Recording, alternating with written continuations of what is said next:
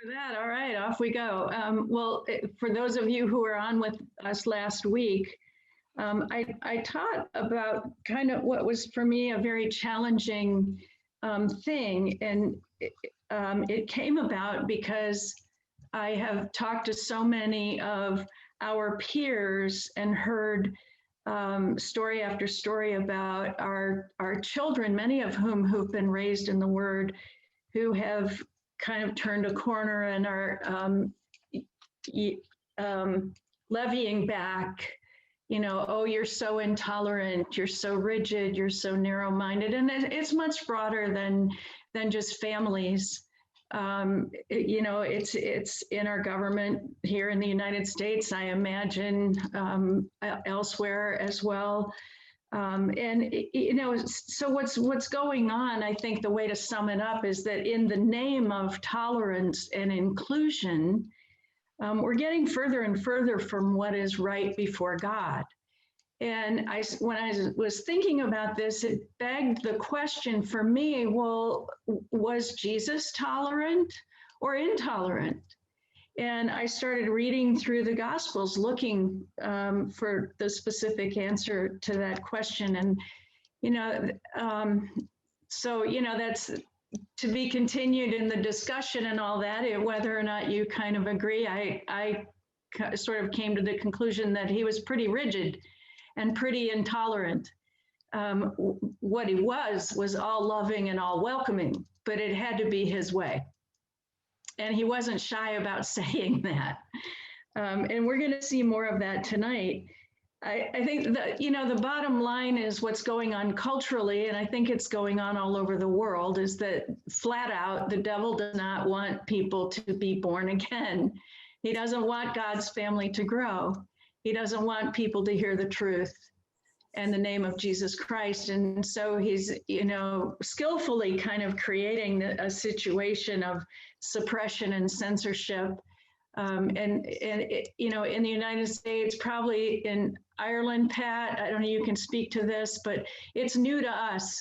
It's certainly not new to the church in China or the church in Iran and many other places around the globe. But for us, it's a little bit shocking.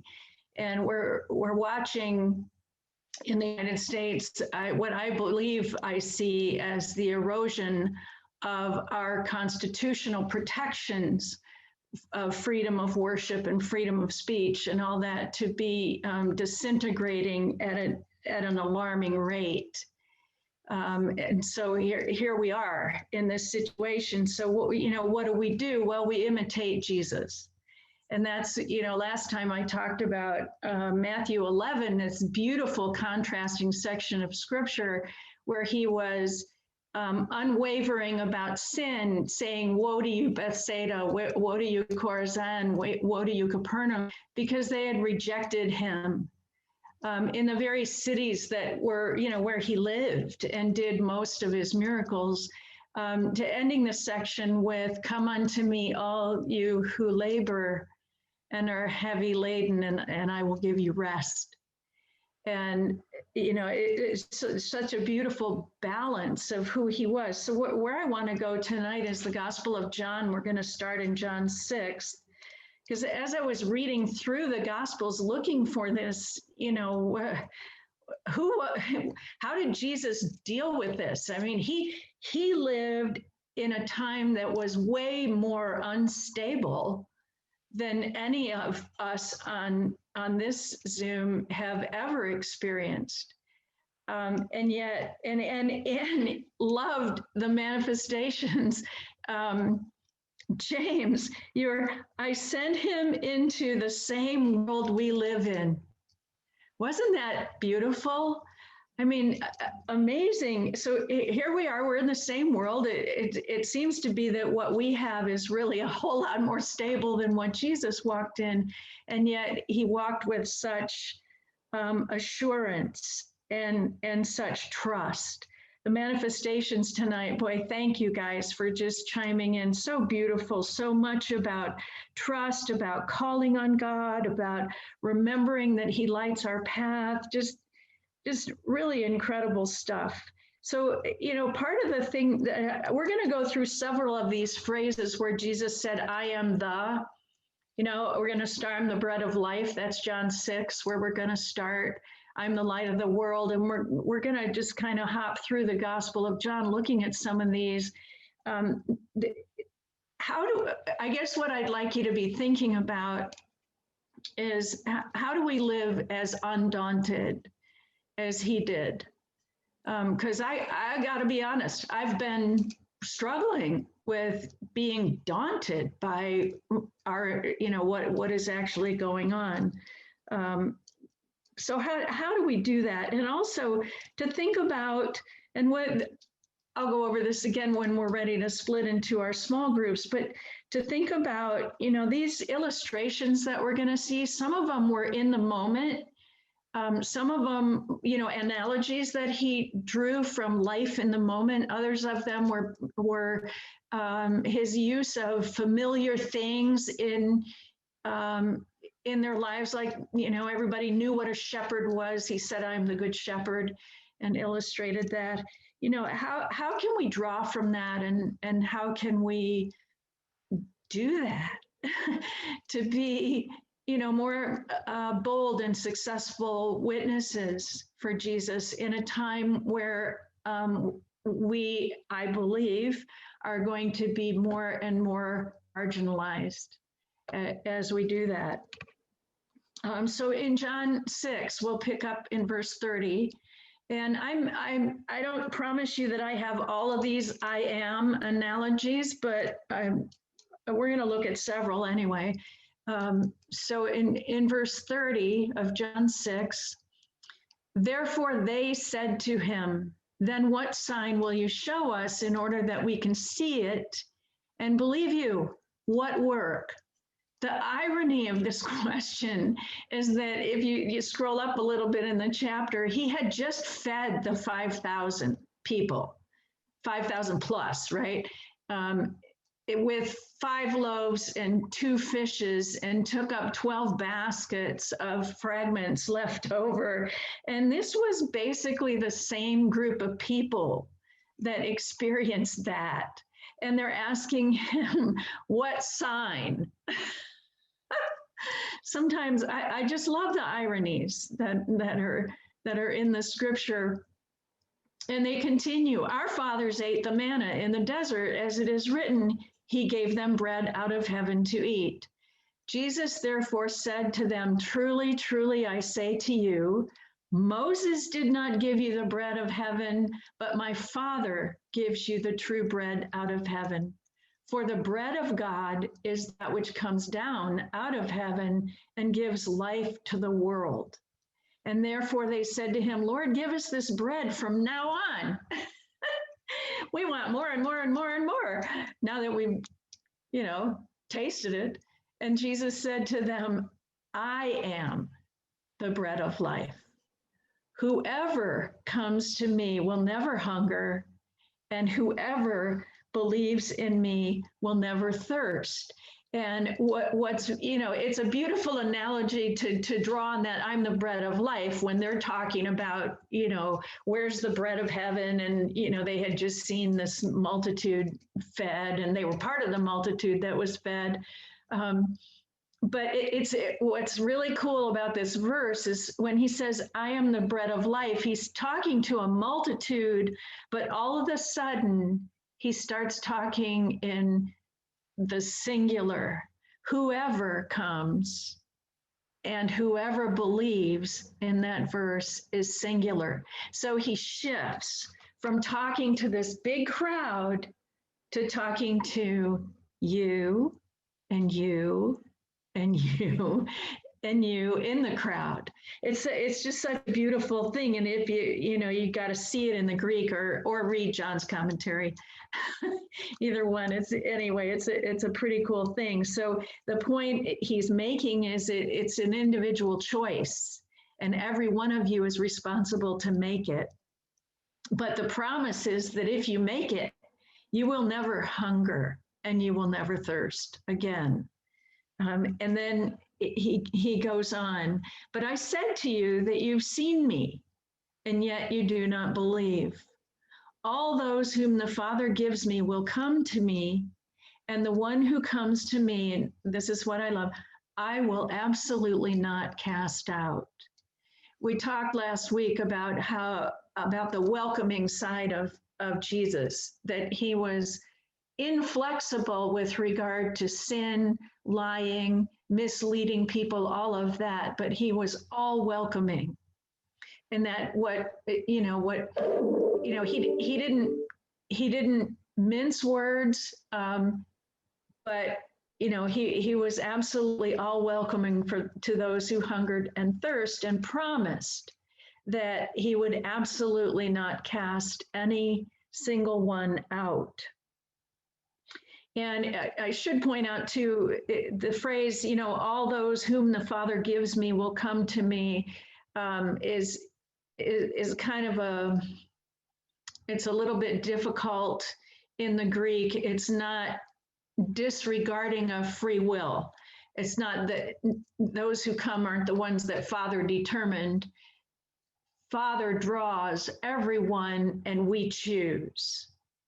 And it's not so easy to see that, but that's the essence of what this is. Everyone is welcome, and the one who comes to me, I will absolutely not cast out. So that is, I am the bread of life. And then if you hop forward to chapter 8, in verse 12, Jesus spoke to them again, saying, I am the light of the world. The one who continues to follow me will not ever walk in darkness, but will have the light of life. And again, it's like that right in that sentence, you have sort of both sides of this. Is the one who chooses will never walk in darkness, but the one who chooses must follow. You got to line up and you got to do it his way, but we'll have the light of life. And, Jesus, this is the only place where he said, I am the light of the world. In several other places in the Gospels, he called himself light, and he called other people light too. Remember Sermon on the Mount, Matthew 5, you are the lights of the world. But this is the only place where he said, I am the light. And what was going on here was, if you track this back to earlier chapters, Jesus was in Jerusalem. It was the Feast of Tabernacles, and this was day 8, the final day. And he had been in the temple area declaring himself to be the Messiah for all this time with tremendous boldness and openness. And so, and he's just one more time, I am the light. I am the Messiah. I am the one. And again, we heard that in manifestations tonight, right? God said he would light our paths. He called upon us to share the light of Christ. So I am the light of the world. That's our second one. And then hop forward a couple chapters, John 10.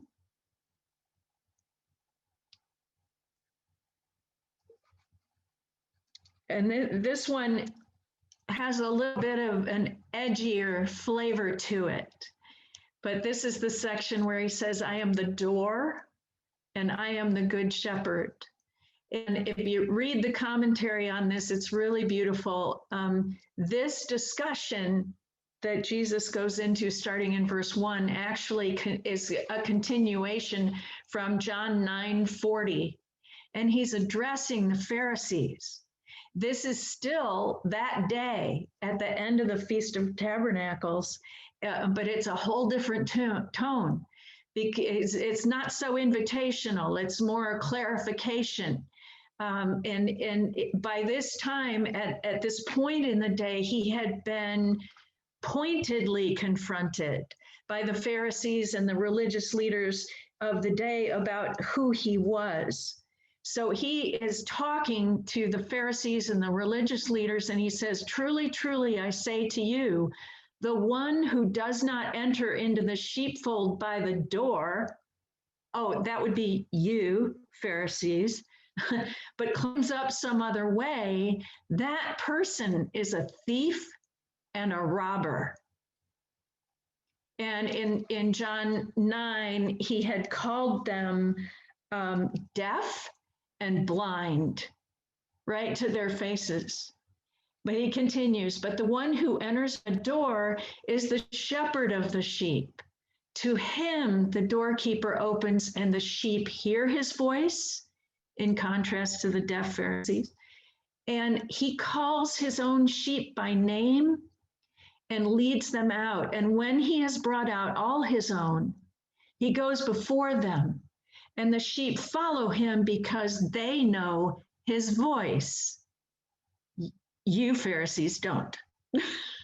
That's the essence of it here. And the beauty of this is, when we see pictures of sheep herds in our land, and Pat, you can help clarify how it goes in Ireland, but in our sheepfolds, the shepherds they push the sheep.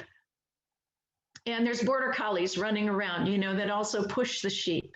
In the Eastern culture, the shepherd went before the sheep and they followed because they really did know his voice.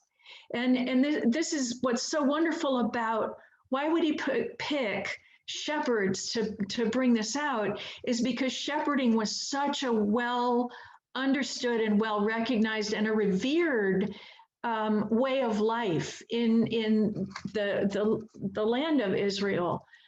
It was economically important. It was it was just part of the culture that was very important and very well respected. And everybody would have gotten this. Oh, the sheep hear his voice, because a good shepherd taught his sheep his voice, and then they would follow, because that's what sheep do. Let's see, he goes before them. Okay, verse 4. And then in verse 5, they will never follow a stranger. And he's addressing the Pharisees, but will flee from him because they don't know the voice of strangers.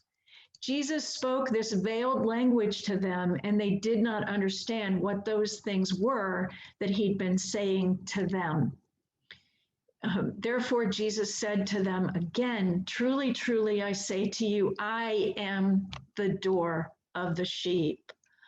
All who came before me are thieves and robbers, but the sheep did not hear them.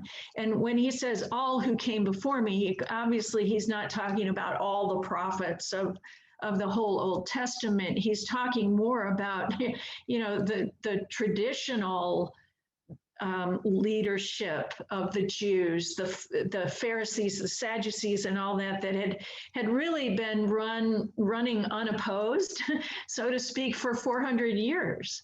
There hadn't really been a prophet, and all this tradition and all this burdensome religion developed. And, of course, we know that at another point in the Gospels, Jesus said, called the Pharisees, you are of your father, the devil. And he was very literal when he said that.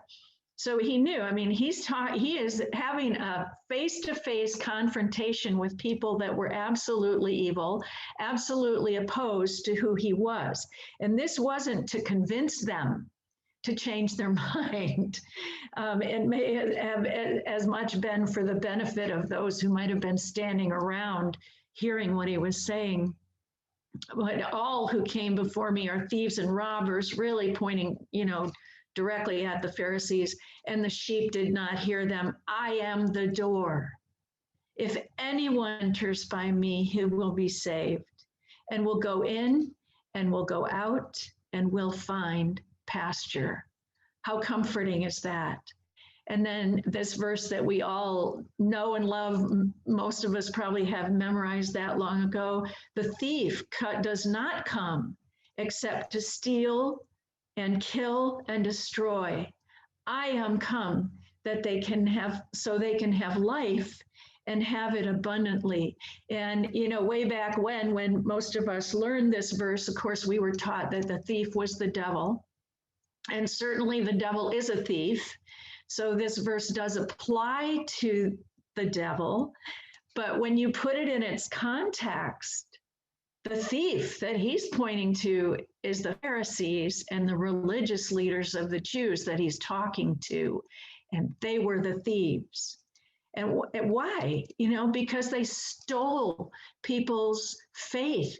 They burdened them with unnecessary burden. They lied to them. They didn't protect the sheep. They abandoned God's people in favor of their own interests and their own show and their own successes. And in verse 11, he says, I am the good shepherd.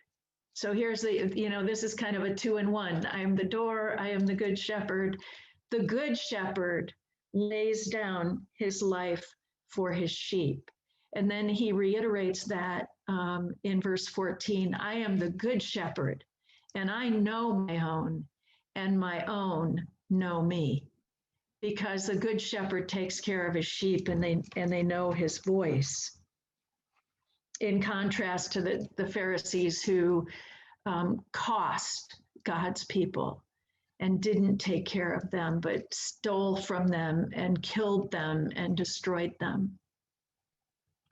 So that is the door and the good shepherd. Hop forward 1 chapter to John 11. And we'll look at verse 25. We'll go there. So this is the record of Lazarus. And you know that Mary and Martha sent for Jesus to come, telling him that Lazarus was dead. And there's a chat. I'm not sure what it means from Dan. Maybe Rob, you or Janet could address that. I'm not sure what he's having trouble with there. But anyway, so and Jesus tarried, right? He didn't go right away. So by the time he gets there, like this is Martha that he's talking to, and she's upset. If you had come earlier, my brother wouldn't have died.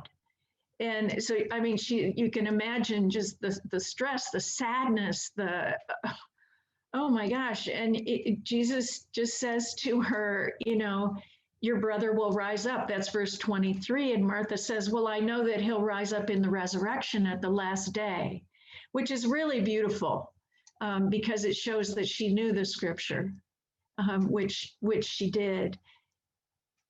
And Jesus just seizes this moment and says, I am the resurrection and the life.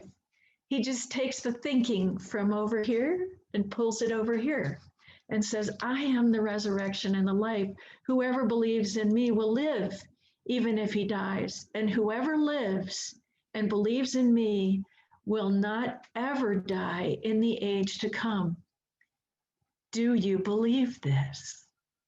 And I love that question, just direct, eye to eye. Do you believe this?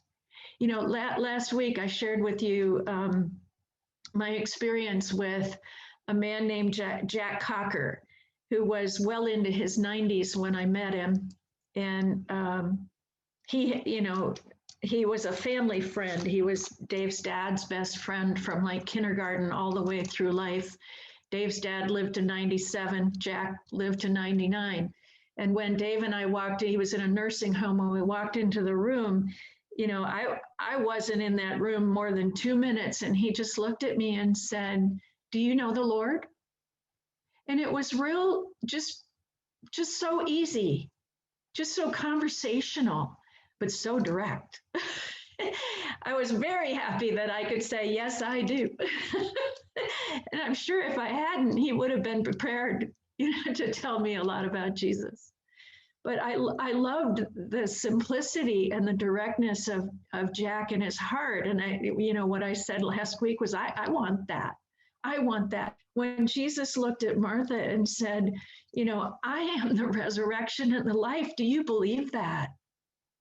That's what we want to get to in our lives, in our conversations with people, to be able to be that free and that direct. And, it's not edgy. It's not accusing. It's not assuming that you're on the wrong side of it, nothing like that. It's just, do you believe it? It's a great question.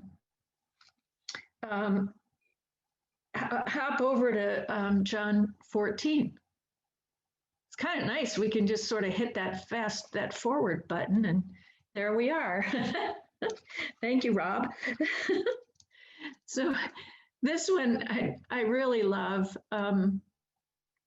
This is the I am the way, the truth, and the life. And this conversation occurs during the Last Supper. And we'll just start in verse 1. Jesus is speaking, and he says, don't let your heart be troubled. And he's speaking to the 12 or the 11.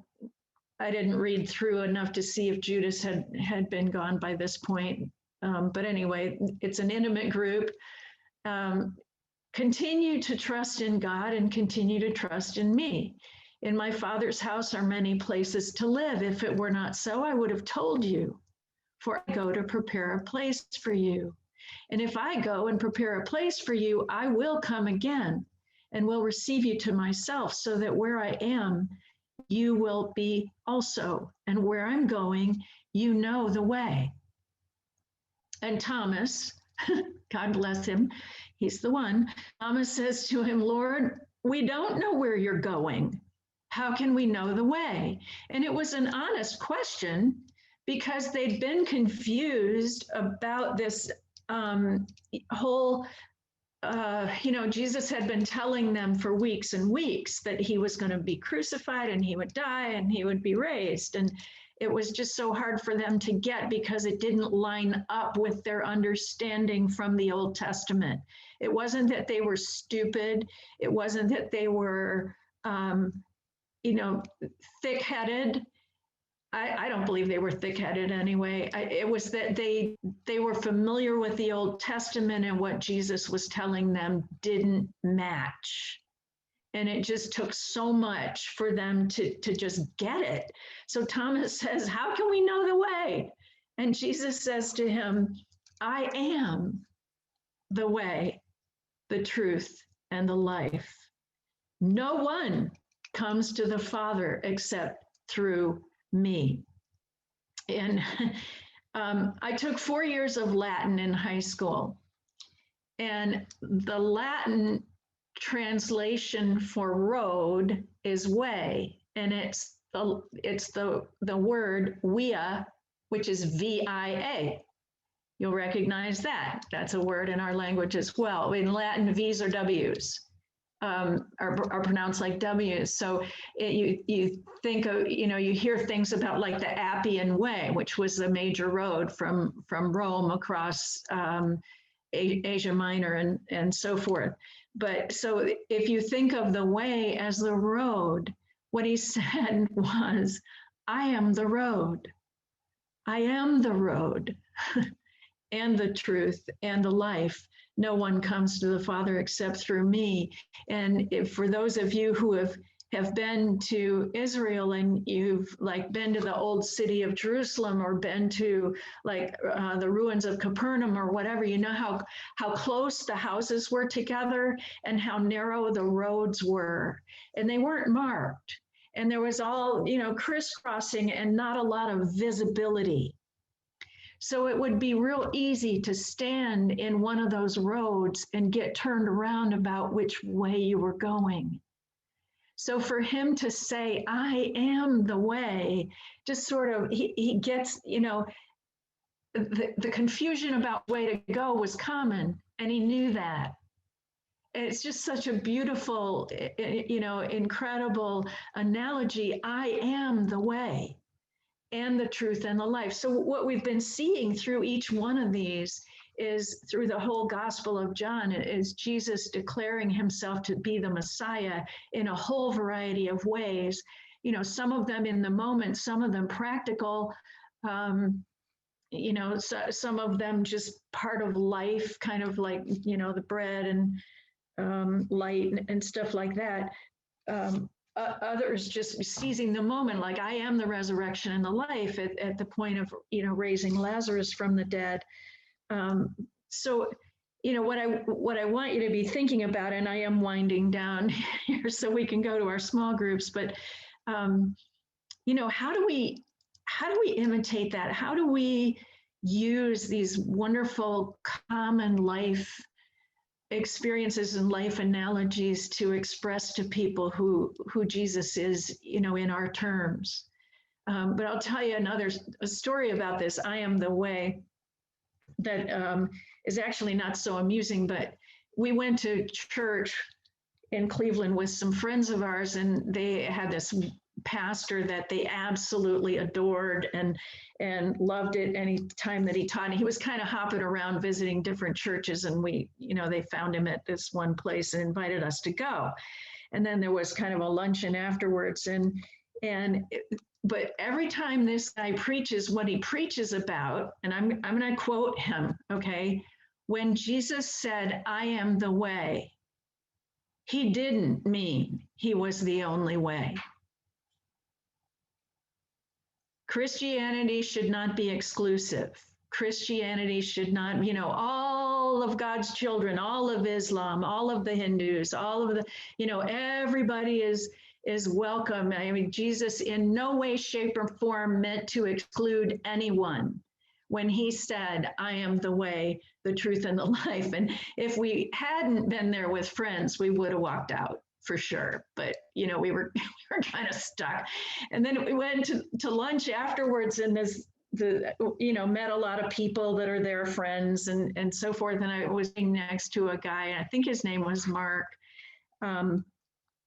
who said, "Oh, I just love to hear Reverend Chalker. What do you think?" And he said, I tend to follow where he's going to be preaching, and this is the same message he preaches every time he talks. He just says it in different ways, but it's such a beautiful message about inclusion.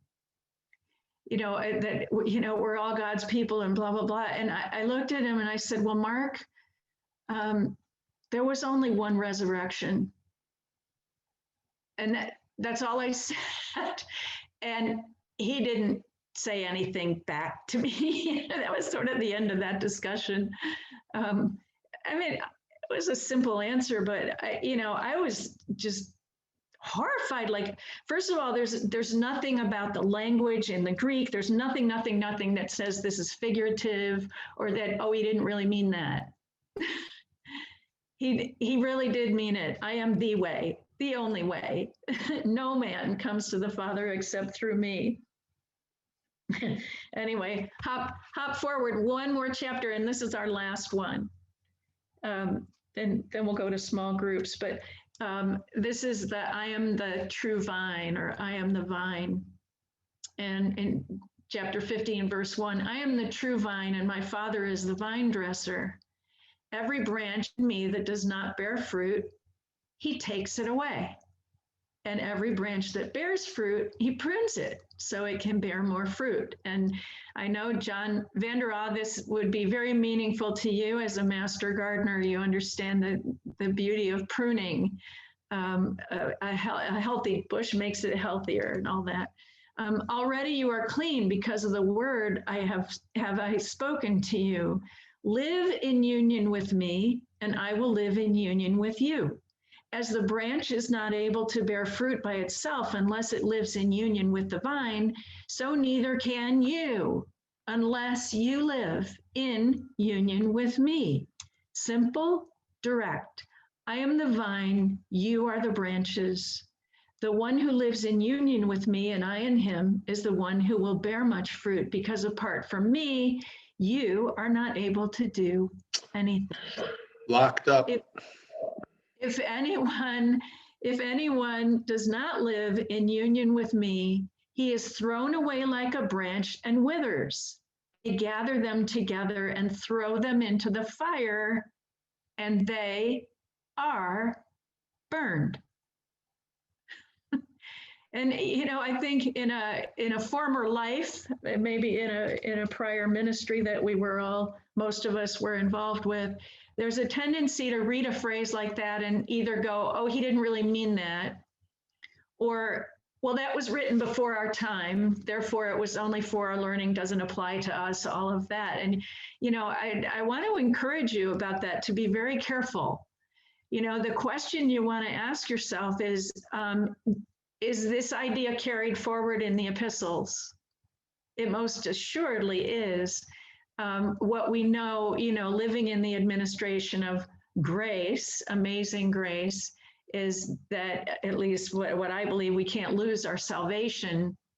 Our salvation is permanent, but certainly the parts of our lives that go unaddressed, unconfessed, there is stuff that's going to burn up, right? That's 1 Corinthians, whatever chapter that's in, or maybe it's 2 Corinthians anyway.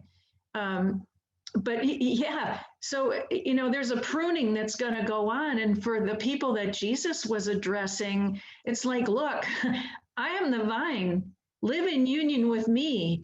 Because when you're not living, if you opt out of living in union with me, you'll be gathered up like dry branches and thrown into the fire. And he meant it. He really meant it. So, so direct, so loving,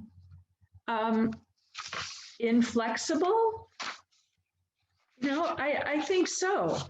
So, there you have it. Those are the I am phrases that I wanted to talk about, and hopefully this connects. If you were with us last week, that you can see kind of the continuation of the line of thinking here.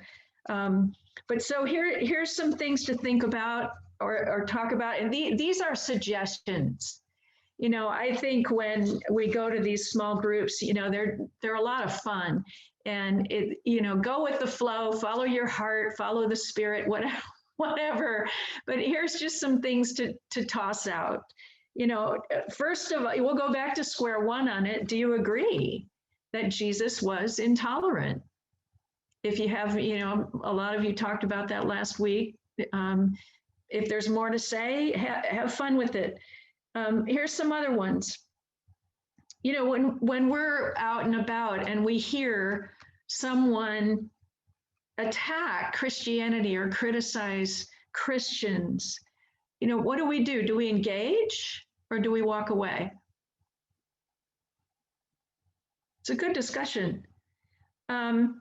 Is it obnoxious to stand our ground in the face of criticism of our faith?